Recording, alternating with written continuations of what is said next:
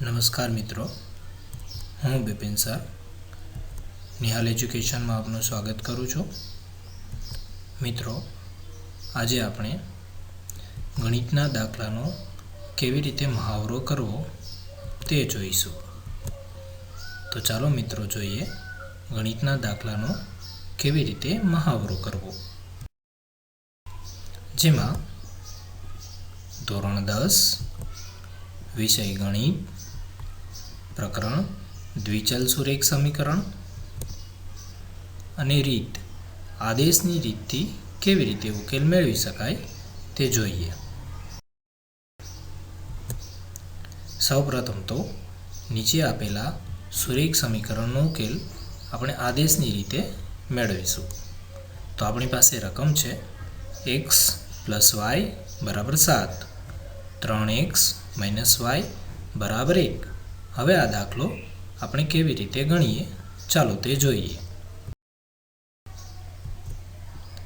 આપણી પાસે બે સમીકરણ છે, x + y = 7, 3x - y = 1. અહીં 3x - y = 1 આપણને આવું એક સમીકરણ છે. જેમાં જો આપણે yને કરતા બનાવીએ તો y = 3x - 1 આપણને આવું એક સમીકરણ મળશે.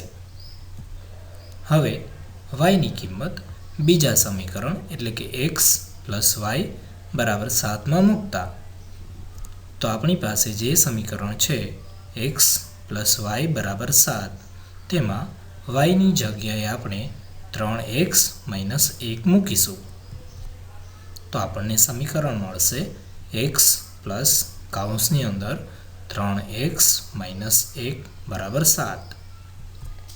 હવે આ કૌંસ છોડીએ તો x + 3x = 7 + 1 એટલે કે 1 જે માઇનસ છે બરાબરની ડાબી બાજુ છે, જમણી બાજુ જતાં પ્લસ થઈ જશે.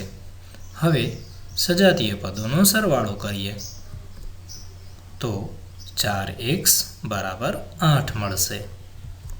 હવે આપણે 4ને છેદમાં લઈ જઈએ એટલે x = 8/4 તો આપણને xની કિંમત મળશે x = 2.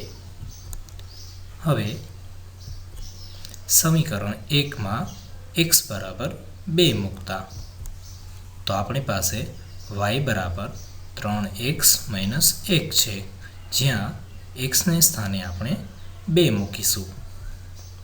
તેથી y = 3 કૌંસની અંદર 2 - 1 માટે y = 3 × 6 - 1 માટે y = આપણને 5 મળશે.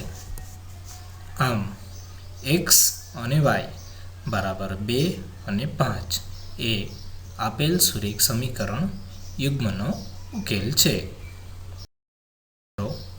આપણને અહીં વધારે એક્ઝામ્પલ પણ આપેલા છે વધુ પ્રેક્ટિસ માટે, અને સાથે સાથે તેના જવાબ પણ આપેલા છે, જેથી કરીને આપણે વધુ સારી રીતે મહાવરો કરી શકીએ.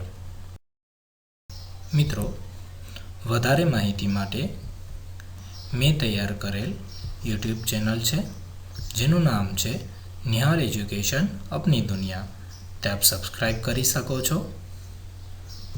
વધારેમાં એક ફેસબુક પેજ તૈયાર કરેલું છે જેનું નામ છે નિહાલ સ્ટડી પોઈન્ટ. અને વધુમાં મિત્રો મેં તૈયાર કરેલ બ્લોગ જેનું નામ છે www.differentwayoflearning.blogspot.in. ત્યાંથી પણ આપ માહિતી મેળવી શકો છો. મિત્રો, જો આપણે આજે દાખલા ગણેલા છે તેના જવાબ મેળવવા ઈચ્છતા હો તો આપણને www.differentwayoflearning.blogspot.in પરથી મળી જશે. આભાર.